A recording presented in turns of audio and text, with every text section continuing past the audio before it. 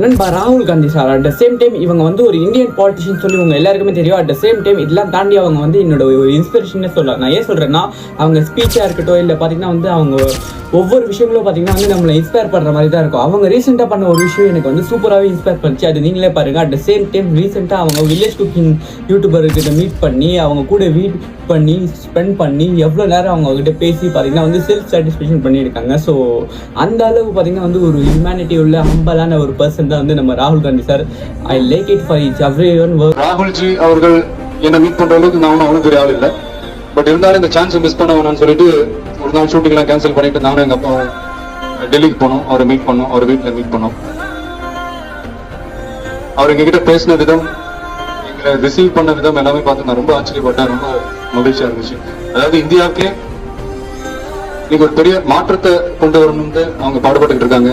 யங்ஸ்டர்ஸை target பண்ணிட்டு இருக்காங்க.